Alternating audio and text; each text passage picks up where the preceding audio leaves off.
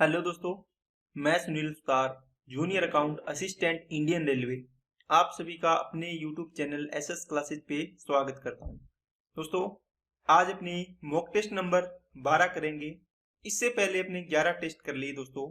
अगर आपने टेस्ट नहीं लगाए हैं तो आपकी इसकी प्लेलिस्ट बनी हुई है एएलपी के लिए, टेक्नीशियन के लिए, एसआई के लिए, जेई के लिए, ठीक है।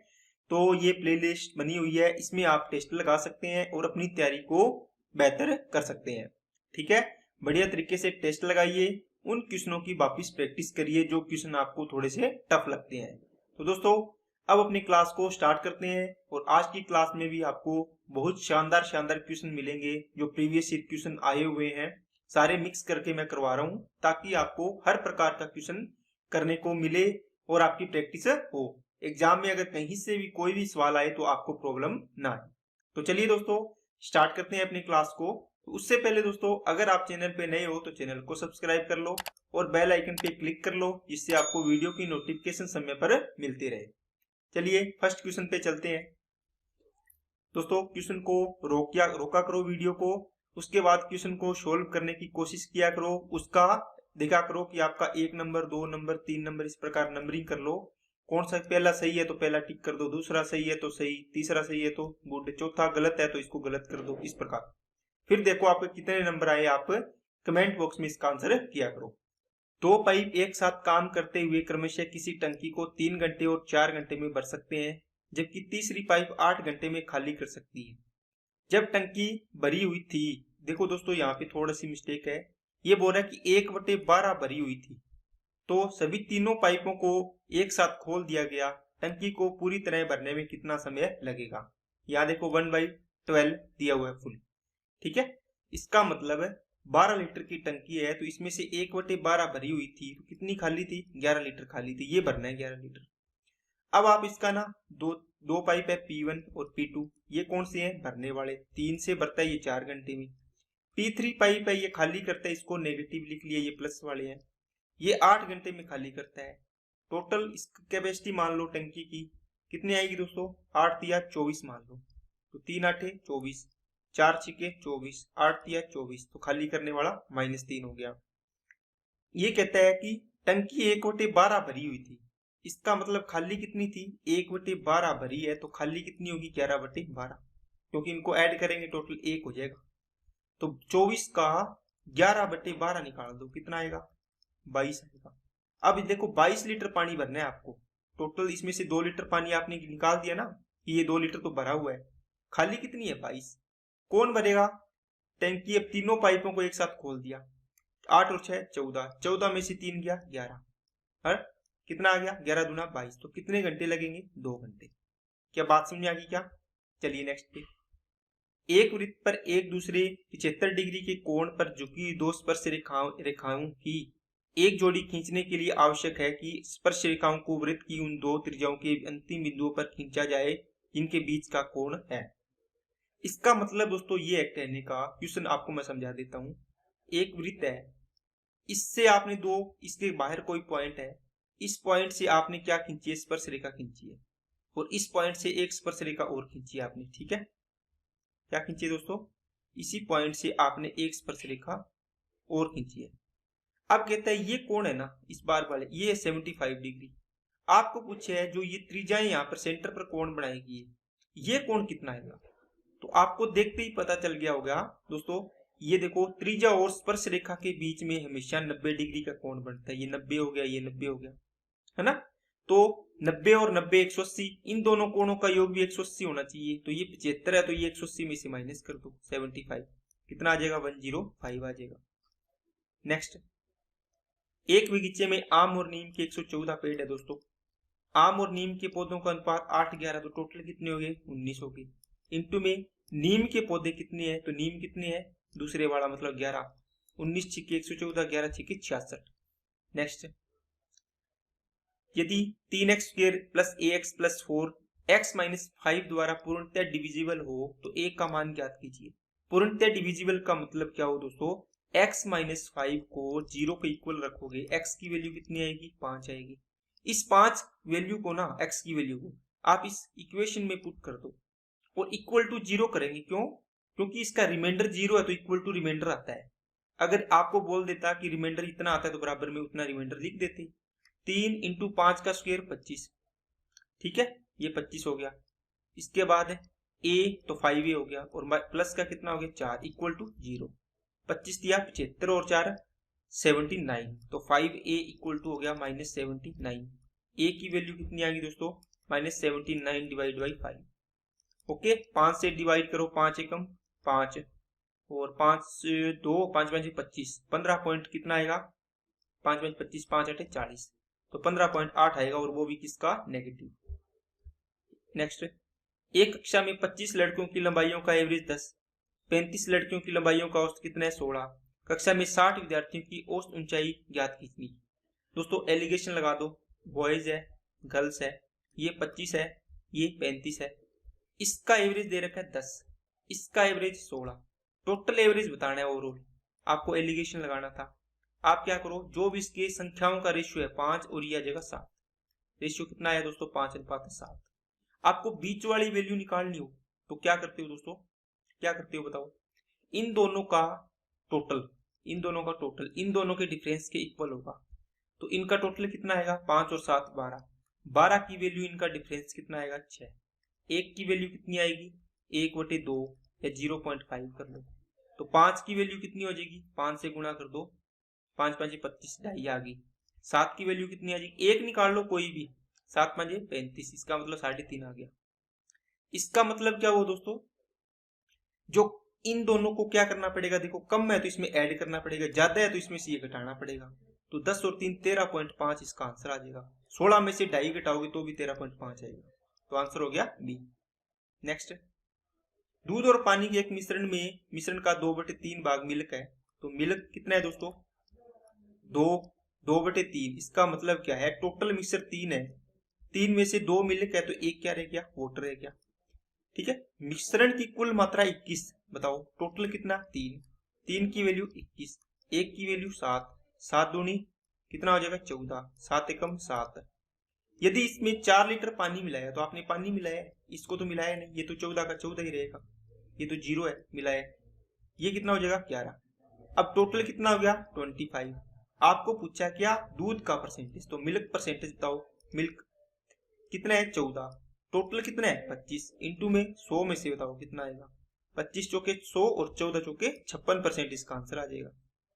नेक्स्ट, नीचे दी गई प्रीमिय संख्याओं में से कौन सी प्रीमिय संख्या नहीं है, कौन सी होती है दोस्तों, प्रीमिय संख्या वो होती है PYQ के रूप में लिखा जा सकता है। नहीं होने का मतलब है, देखो इसका क्यूब रूट करोगे तो कितना आएगा 4, इसका क्यूब रूट करोगे कितना आएगा 2, इसका क्यूब रूट स्क्वायर रूट करोगे कितना आएगा 8, लेकिन इसका देखो कितना आएगा 5√5 आएगा, है ना। तो ये देखो करंट इसका आ गया ना, ये इसके अंदर रूट के अंदर कोई भी चीज आ गई, पूरी पूरी संख्या नहीं आई, इसका मतलब क्या हो गया कि अप्रीमिय संख्या है ये, तो आंसर हो जाएगा आपका बी। ये देखो ये पूरी पूरी संख्याएं आ रही है, 4/1 लिख सकते हैं, इसकी पावर 1 है, 2 की पावर 1 है, कंप्लीट पावर है, इसकी पावर तो आती है ना। नेक्स्ट, किसी धनराशि को 4 वर्ष के लिए 7.5% वार्षिक दर पर साधारण ब्याज दर पर निवेश किया गया था, यदि निवेश 5 वर्ष के लिए होता तो अर्जित ब्याज 375 रुपए अधिक होता, आरंभ में निवेश की गई राशि कितनी है। दोस्तों ट्रिकी सवाल है, ये बोला 4 साल के लिए 7.5% की दर से लगाया जो भी ब्याज मिला, लेकिन ये 5 साल के लिए लगाते ना 7.5% की दर से, तो इसको 375 रुपए और मिलते फालतू। इसका मतलब 4 साल के लिए जो मिल रहा था, लेकिन 1 साल के लिए आपने 7.5% की वैल्यू का बान हो गया, 7.5% 1 साल का, तो वैल्यू होगी 7.5%। कितने रुपए अधिक मिल रहे हैं, परसेंटेज में 7.5 अधिक मिलते हैं, लेकिन ये 375 के इक्वल मिल रहा है। आपको 100 की वैल्यू निकालनी है दोस्तों, 100% की कितना आएगा 375 डिवाइड बाई 7.5 इंटू में 100, और ये पॉइंट हटाओगे तो 10 और आ गया ऊपर। अब इसको करो, 5 5 25, 5 से जाएगा क्या, ये 5000 आ जाएगा। नेक्स्ट, किसी घनाभ की 3 सतहों के क्षेत्रफल 20 32 और 40, तो घनाभ का आयतन। दोस्तों सतहों का क्षेत्रफल बोल रहा है, इसका मतलब जो घनाभ होता है उसके अंदर लंबाई चौड़ाई, चौड़ाई ऊंचाई, ऊंचाई और लंबाई, ये 3 सतह बनती है, आपको पता है। तो इनका क्षेत्रफल दिया हो तो इनको मल्टीप्लाई कर दो, देखो इनको मल्टीप्लाई करोगे तो क्या बनेगा, बताओ क्या बनेगा, एल स्क्वायर, बी स्क्वायर और एच स्क्वायर। ठीक है, और इनका मल्टीप्लाई बराबर में करो, कितना आएगा 20 इंटू 32 इंटू कितना आएगा 40 आएगा। अब देखो इनको गुणा कर लो या फिर इसको एक बार यही एडजस्ट कर लो, गुणा मत करो। क्या करो, आयतन निकाल लेना आपको। तो आयतन क्या होता है, एल बी एच होता है। क्या होता है दोस्तों, लंबाई इंटू चौड़ाई इंटू ऊंचाई। अब यहाँ पर इनका देखो, इसको क्या करो 40 इंटू 20 कितना हो जाएगा 800, 800 इसको 400 बढ़ा लो और 2 बच गए, इसको इसके साथ गुणा कर दो 64। अब ये परफेक्ट स्क्वायर बन जाएगा एल बी एच। ये हो गया 20 और ये हो जाएगा दोस्तों 8, तो 20 8 160, तो आंसर हो जाएगा 160 मीटर क्यूब इसका आयतन। नेक्स्ट, निम्नलिखित में से कौन सा एक न्यूनांक भिन्न है, मतलब रिड्यूसिबल फ्रैक्शन है। सबसे पहले दोस्तों आपको पता होना चाहिए ये क्या चीज होती है न्यूनांक भिन्न। इसका मतलब होता है one common factor, one common factor होना चाहिए किसमें, अंश और हर में। अंश और हर के अंदर दोनों में वन कॉमन फैक्टर होना चाहिए। अब देखो इन दोनों में काटोगे तो इसमें कॉमन फैक्टर कुछ भी नहीं है ना, इसमें भी नहीं है, इसमें भी नहीं है, इसमें काटो 7 आएगा। देखो 15 इंटू 7 लिख सकते हो इसको, 7 इंटू 16। देखो ऊपर और नीचे देखो एक कॉमन फैक्टर आया 7, इसका मतलब ये न्यूनांक भिन्न है। Next, a plus B plus C equal to 0, A cube plus B cube plus C cube का होल स्क्वायर बराबर क्या होगा। दोस्तों जब भी आपको पता है a plus B plus C बराबर 0 होता है, तो A cube plus B cube plus C cube equal to होता है 3ab। अब इसका स्क्वायर करना है तो स्क्वायर कर दो दोनों साइड, ये हो जाएगा 9a स्क्वायर बी स्क्वायर सी स्क्वायर, आंसर हो जाएगा इसका डी। नेक्स्ट, ये अच्छा सवाल है दोस्तों, इंपॉर्टेंट सवाल है, इसको रोक के वीडियो करो ताकि आपको भी पता चले कैसे इसको सोल्व करना है। इसका मतलब ये दिया हुआ है दोस्तों, कोट की power 4a plus coat square a बराबर में 3। आपको पूछा है cosec square a minus cosec square, cosec की पावर 4 है यहाँ पे, इसकी वैल्यू बताओ। यहां से देखो दोस्तों कॉमन लो कोट स्क्वायर, तो आपने कोट स्क्वायर कॉमन ले लिया, यहां बनेगा कोट स्क्वायर a प्लस 1, इसको आप क्या लिख सकते हो कोसेक स्क्वायर a बराबर कितना 3। कोट स्क्वायर को क्या लिख सकते हो, आपके पास एक फॉर्मूला होता है 1 plus coat square theta, a बराबर मान लो आपने कोसेक स्क्वायर लिखा। ठीक है, आपको कोट स्क्वायर की वैल्यू चाहिए तो बराबर क्या आएगा कोसेक स्क्वायर a माइनस का 1, ये एक में इधर ले गया ये फॉर्मूले से। अब इसी चीज को यहां पुट कर दो, देखो कोट स्क्वायर a है तो कोट स्क्वायर a की जगह ये पुट कर दो, तो क्या आएगा कोसेक स्क्वायर a माइनस 1 और इसके ब्रैकेट में क्या है बाहर कोसेक स्क्वायर a बराबर कितना है 3 है। इसको गुणा करोगे तो ये चीज बन जाएगी कौन सी, ये देखो कोसेक की power 4a minus cosec square, तो इसकी वैल्यू किसके बराबर आ जाएगी 3 की, इसको गुणा करो तो ये 3 के बराबर आ गई। ठीक है, नेक्स्ट सोल्व करना है दोस्तों, -1/4 ब्रैकेट शुरू है करली ब्रैकेट, माइनस का 45 माइनस का 96 और डिवाइड बाई किसका है माइनस का 32 डिवाइड और ये ब्रैकेट लगा दिया। अब देखो ये माइनस का 96 और नीचे क्या है माइनस का 32 डिवाइड हल होता है, इसको काटा तो कितना आ गया 3 आ गया। अब यहाँ पे माइनस और है पहले, तो -3 आया तो 45 और -3 कितने हो गए -48 हो गए, तो -1/4 -48, इसको काटा तो कितना आ गया 12, माइनस माइनस क्या हो गया प्लस, तो आंसर आ जाएगा +12। नेक्स्ट, मेरी वर्तमान आयु का 3/5 उतना ही है जितना कि मेरे चचेरे भाइयों में से एक की आयु का 5/6 हिस्सा। इसका मतलब मेरी आयु मतलब m मान ली, m फॉर मेरी, ठीक है, चचेरे भाई की मतलब c फॉर चचेरा भाई, ऐसे मान लो। मेरी आयु का 5 कितना 3/5 उतना ही है जितना मेरे चचेरे भाई c का कितना 5/6 है। यहां से m और c का रेशियो बन जाएगा दोस्तों कितना, इसका m और c का रेशियो कितना आ गया बताओ। यहां से देखो ये 5 5 25 हो जाएगा, किसकी वैल्यू m की, और ये कितना हो जाएगा, इसको मैंने क्या किया m/c निकाल लिया करो दोस्तों, इसको ऐसे लिख लिया करो जी, ये 25 हो गया और ये 18 हो गया, 25:18।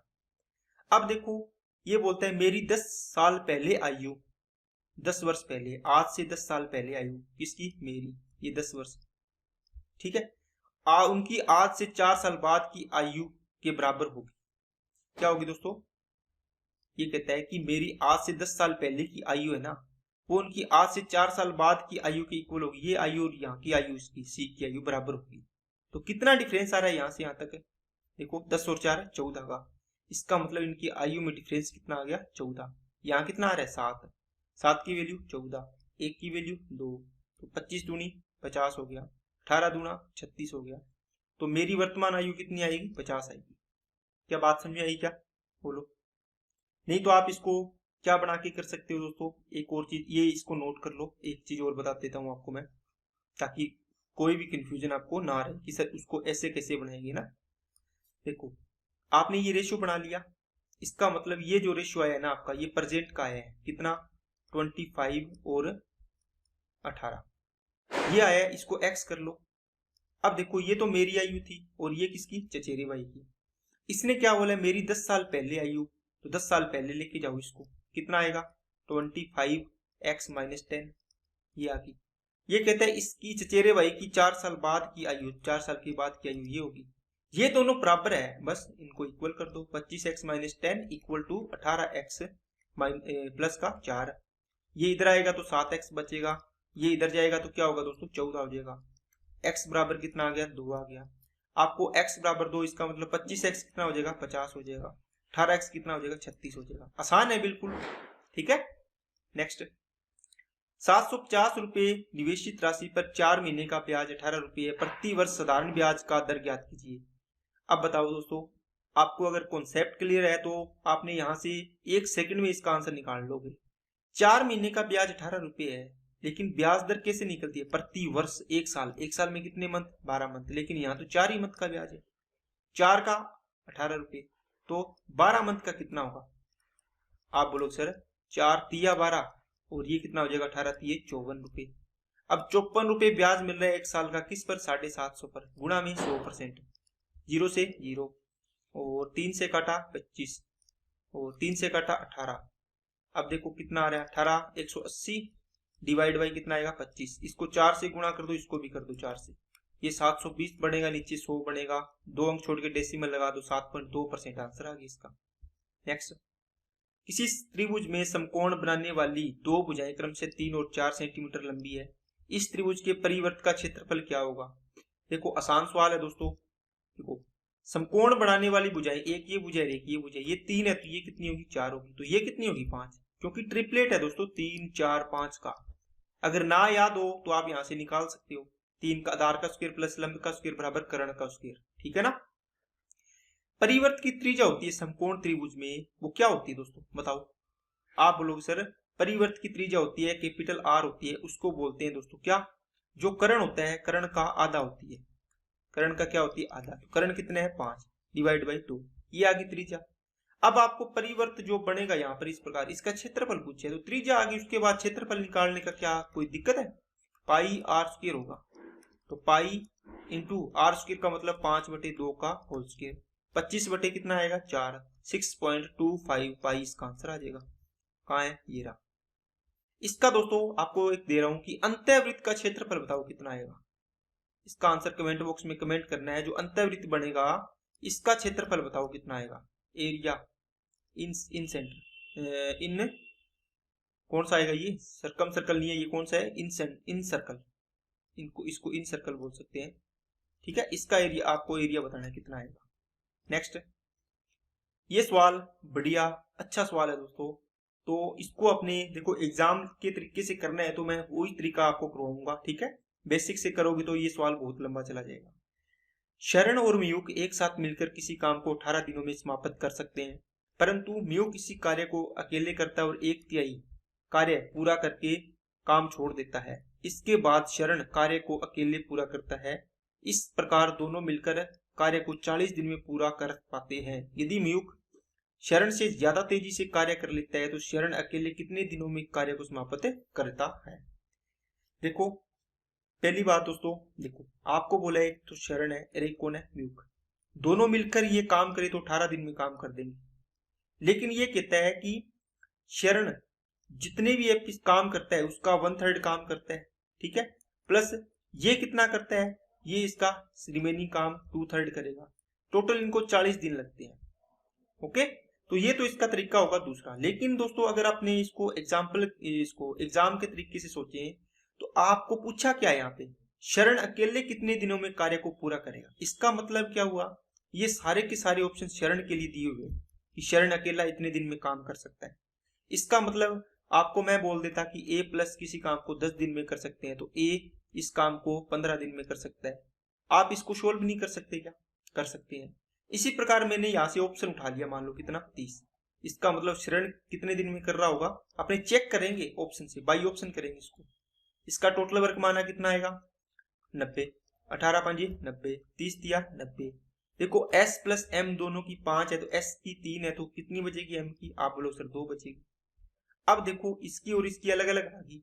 अब इनको करके देखो, इसका 90 का कितना काम दोस्तों, 2/3 काम, सॉरी 1/3, कितना आएगा 30, और 90 का 2/3 काम दूसरा करेगा, ये कितना आएगा, ये काम और ये काम, इन दोनों को ना टोटल 40 दिन आना चाहिए आंसर, 40 दिन। अब बताओ ये कितनी एफिशिएंसी से करेगा, कौन कर रहा है, पहले कर रहा है दोस्तों म्यूक। इसका मतलब 1/3 काम कर रहा है म्यूक, तो म्यूक की एफिशिएंसी कितनी है 2, इसकी कितनी है 3 है। ये कितना आएगा 30, 30 को 2 से डिवाइड किया 15 दिन आ गए। ये कितना आएगा 30, 30 दूनी 60, 60 को 3 से डिवाइड किया 20, 20 और 15 ये तो दोस्तों 35 ही आया, इसके बराबर नहीं आया। इसका मतलब है ये ऑप्शन गलत है। बात समझ आई क्या। इसी प्रकार अपने दूसरों को चेक करेंगे, कौन सा, यहाँ पर अपने क्या करेंगे दोस्तों, दूसरा चेक करेंगे। देखो इसको चेक करवाऊंगा ना दूसरा, और समझ में आ जाएगा आपको अच्छे से। आपने s की वैल्यू आपकी बार 45 दिन मान ली दोस्तों, इसका मतलब इसका टोटल वर्क मानोगे तो कितना आएगा, 45 गुणा 90 हो जाएगा। चलो ठीक है, देखो m की वैल्यू कितनी आएगी, आप बोलो सर m आ जाएगा यहाँ से 3 आ जाएगा, ठीक है। अब देखो 90 का 1/3 30, और दूसरा 60 काम, ये आपने निकाल लिया। 90 का 1/3 30, एक तो 2/3 कितना 60 बच जाएगा, टोटल 90 काम है। ये म्यूक कर रहा है, ये कौन कर रहा है, शरण। 30 काम ये कितनी एफिशिएंसी से करेगा, ये 3 की दर से, ये 2 की दर से। ये कितना आ गया 10 दिन, ये कितना आ गया दोस्तों 30 दिन। इन दोनों को ऐड किया कितना आ गया 40 दिन, और क्वेश्चन भी बोल रहा है दोस्तों कितने दिन में कर रहा है 40 दिन में। तो बात समझ आ गई, इसका मतलब ये ऑप्शन अपना सेटिस्फाई कर गया, ठीक है। तो इस तरीके से आपको ये सवाल करना है। नेक्स्ट, किसी कंप्यूटर गेम में एक बिल्डर 10 घंटे में एक दीवार बना सकता है, जबकि विध्वंसक मतलब तोड़ने वाला 14 घंटे में पूरी तरह से इस दीवार को ध्वस्त कर देता है। जमीनी स्तर पर दोनों बिल्डर और विध्वंसक एक साथ काम करने लग गए, लेकिन 7 घंटे बाद विध्वंसक को बाहर निकाल दिया गया। दीवार का निर्माण करने के लिए कुल कितना समय लगेगा घंटों में। देखो दोस्तों, आपको मोटी मोटी बात ये है, एक तो बनाने वाला है उसको प्लस लिखेंगे, ठीक है। एक बिल्डर बनाने वाला है 10 घंटे में दीवार बना सकता है, तो इसके अंदर क्या दिया हुआ है, बिल्डर है एक तो बनाने वाला, ठीक है, बी फॉर बिल्डर लिख लो। एक है विध्वंसक मतलब डिस्ट्रॉयर, डिस्ट्रॉयर मतलब ये माइनस, ये प्लस करने वाला। ये कितने घंटों में 10 में, ये 14 घंटे में तोड़ सकता है। अब इसका टोटल वर्क कितना आएगा 70 आएगा, 10 7 70, 14 5 70 माइनस का आएगा। अब देखो ये कहता है कि जमीनी स्तर पर दोनों बिल्डर, और इसका मतलब है बिल्डर प्लस डिस्ट्रॉयर दोनों को काम स्टार्ट करवा दिया। तो दोनों बताओ काम कितना करेंगे एक साथ, ये 7 काम करेगा, ये 5 तोड़ देगा, कितना करेगा ओवरऑल 1 घंटे में 2 काम करेगा। कितने घंटे काम किया 7 घंटे, कितना काम कर दिया 14, बच गया कितना दोस्तों, आप बोलो सर ये बच गया 70 में से 14 माइनस कर दो 56 बच गया। अब ये 56 काम कौन करेगा, अब क्या है 7 घंटे बाद इसको हटा दिया, तो कौन करेगा बिल्डर, ये 7 काम करता है, तो 7 की दर से कितने घंटे लगा देगा 8 घंटे। 7 घंटे यहां तक लगे थे, 8 घंटे ये लग गए, टोटल कितने घंटे लगे दोस्तों 15 घंटे। नेक्स्ट, नीचे दी गई भिन्नों में से किस में 3/8 जोड़ने पर 1 बन जाएगा। दोस्तों x प्लस 3/8 बराबर 1 आना चाहिए, तो x इक्वल टू 1 - 3/8 हो गया। यहां से इसको सोल्व किया तो 5 बटे कितना आ गया 8 आ गया, 8 एकम 8 और 3 माइनस करोगे बटे 8। और वैसे भी देखो दोस्तों एक बनाना हो ना, आपको बोले कि 3/5 में क्या जोड़े कि 1 बन जाए, तो देखो इनका डिफरेंस कितना 2, और नीचे तो 5 का 5 आएगा, मतलब 2/5 जोड़ दो। आपको 5/7 में बोले कि क्या जोड़े कि 1 हो जाए, क्या जोड़े यहाँ पे, तो आप क्या करो, इनका डिफरेंस कितना 2, नीचे कितना 7, तो इसके बराबर आ जाएगा। ओके। नेक्स्ट, एक नमूना आंकड़ों का माध्य मीन दिया हुआ है, माध्य का 48 बहुलक ज्ञात करना है। एक फॉर्मूला होता है दोस्तों मोड बहुलक इक्वल टू क्या होता है 3 into median minus 2 into mean माध्य। ठीक है, बहुलक बराबर 3 इंटू माध्यिका माइनस 2 इंटू माध्य। 3 इंटू मीन कितना है दोस्तों, सॉरी माध्यिका 48 है, 2 इंटू ये कितना हो गया 60, 48 थी 144 और ये 120 हो गया, कितना आएगा 24। तो आंसर आ गया डी।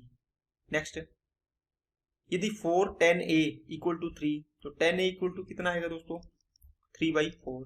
अब आपको यहीं से लाल बटे का फॉर्मूला याद आ जाना चाहिए। इसका मतलब 10 के लिए क्या लगता है, लंब बटे आधार लगता है।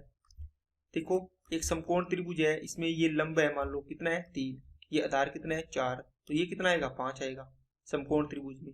ठीक है, अब देखो कोस स्क्वायर, कोस के लिए क्या आता है आधार बटे कर्ण, आधार कितना है 4 बटे 5, आधार बटे कर्ण तो इसका स्क्वायर, माइनस साइन का क्या आएगा लंब बटे कर्ण, लंब कितना है 3 बटे 5 का होल स्क्वायर, तो 4 चौके 16 बटे 25 माइनस ये नीचे तो 25 ही आया है, ये 3 3 9, नीचे सेम है तो क्या आ जाएगा ऊपर वालों का डायरेक्ट माइनस कर दो, कितना आ जाएगा 7, तो 7 बटे 25 आपका आंसर आ गया। नेक्स्ट, यदि प्याज की कीमत 60 रुपए प्रति किलो से बढ़कर 75 रुपए प्रति किलो होगी तो एक परिवार को प्याज की खपत में कितने प्रतिशत की कमी करनी होगी ताकि उनका खर्च अपरिवर्तित रहे। दोस्तों अगर यहीं पर यह दिया होता कि इसकी कीमत में 20% की वृद्धि होगी तो आप क्या करते, प्राइस को करते 20% का 1/5 होता है 5 से 6 करते। आपको बोलता कि कंजप्शन में क्या करना चाहिए कि कुल खर्च अपरिवर्तित रहे, तो आपको बताया हुआ था इसका उल्टा करते थे। तो 6 से 5 1 की कमी 6 पर गुणा में 100, तो 16 से 2/3% की क्या करते खपत में कमी। लेकिन अब रेट दे दिया तो क्या करोगे, रेशो बना लो, 60 और ये 75 हो गया रेट, 15 चौके 60 15 5 75, ये प्राइस का रेशो है। अगर कंजप्शन का रेशो निकालना है तो 5 से कितना कर दो 4, क्योंकि टोटल एक्सपेंडिचर सेम रखना है। अब यहाँ देखो प्राइस 4 रुपए किलो है, ये 5 किलो लाया तो 20 रुपए का हो गया, 5 रुपए किलो 4 ही किलो ला पाया तो ये 20 हो गया, टोटल बराबर हो गया ना, यही बोल रहा है अपरिवर्तित रहे। तो आपने खपत में क्या किया 5 से 4 1 की कमी 5 पर गुणा में 100%, कितना आएगा 20% की कमी करनी पड़ेगी आपको। ये एग्जांपल तो दोस्तों मैंने वैसे ही समझने के लिए लिया, इस क्वेश्चन से रिलेटेड था, परसेंटेज में है तब, अब की बार इसने रेट में दे दिया तो आपको बताया कि इसको ऐसे करते हैं। नेक्स्ट, संख्याओं का HCF और LCM 32 और 192, संख्याओं में से एक संख्या 64 दूसरी संख्याओं के बीच अंतर ज्ञात कीजिए। देखो आपको पता है दो संख्याओं 64 पहली संख्या इंटू दूसरी संख्या बराबर दोनों संख्याओं का HCF इंटू दोनों संख्याओं का LCM के बराबर होता है। 64 ये कितने होते हैं 192 होते हैं क्या, 3 चौके 12 3 छक्के 18 1 19। सेकंड संख्या कितनी आएगी 32 96। पहली संख्या कितनी थी 64, इनका अंतर पूछा कितना आएगा 32। नेक्स्ट, एक दुकानदार 200 रुपए प्रति किलो लीटर, एक दुकानदार 200 रुपए प्रति लीटर पर तेल बेचता है जिससे उसने 160 रुपए प्रति लीटर में खरीदा है था, लेकिन वह बेचते समय 1 लीटर के स्थान पर 800 ml तेल देता है, लाभ का वास्तविक प्रतिशत ज्ञात करो। देखो दोस्तों जब भी इस प्रकार का सवाल आए SCP SP 160 रुपए इसका क्रय मूल्य था, 200 रुपए इसको बेच रहा है, ये नीचे ऊपर रुपए आते हैं, नीचे क्या आती है क्वांटिटी आती है, ये वस्तु आती है। यहाँ पर क्या है 1 लीटर के स्थान पर तो 160 रुपए में कितना लाया था वो 1000 ml लाया था, ठीक है, लीटर को ml में बदल दिया। 200 रुपए में कितना बेच रहे हैं 800 ml बेच रहे हैं, बस 160 रुपए में इतना खरीद के लाया तो नीचे लिख दिया, 200 रुपए में इतना बेच रहा है इसके नीचे लिख दिया, बस।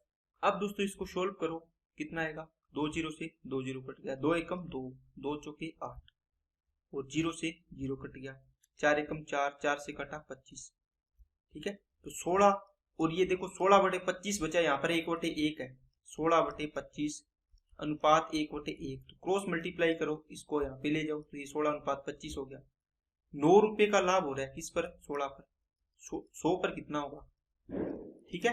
तो इसको सोल्व करो कितना आएगा दोस्तों 900 डिवाइड बाई 16 परसेंटेज, 16 5 80 तो 10 बच गया, 16 6 96 4 बच गया, 56 पॉइंट समथिंग आया, तो 56 पॉइंट समथिंग कितना हो गया, सी आंसर हो गया आपका, ठीक है। तो ये दोस्तों आज की क्लास के सवाल थे, सारे के सारे क्वेश्चन अपने कंप्लीट कर लिए हैं। आपने देखा होगा काफी अच्छे सवाल थे इसके अंदर और कॉन्सेप्ट सीखने वाले थे, और मैंने ये भी बताया कि एग्जाम में आपको क्या अप्रोच लगानी है, ठीक है ना। तो ये चीजें आपको ध्यान रखनी है दोस्तों। बाकी अपनी तैयारी को करते रहिए, और जो भी आपको डाउट हो, कोई चीज पूछनी हो, तो टेलीग्राम ग्रुप का लिंक दिया हुआ है, उस टेलीग्राम ग्रुप को ज्वाइन करो और वहां पर आप डाउट पूछ सकते हैं। आज के लिए इतना ही रखते हैं। वीडियो अच्छी लगे तो लाइक करना, चैनल को सब्सक्राइब नहीं किया तो चैनल को सब्सक्राइब करें और बेल आइकन पे क्लिक जरूर कर लें। अपने दोस्तों के पास भी इसको ज्यादा से ज्यादा शेयर करें दोस्तों, ताकि उनको भी इस प्रकार की वीडियो का लाभ मिल सके। आज के लिए इतना ही। Okay, thank you.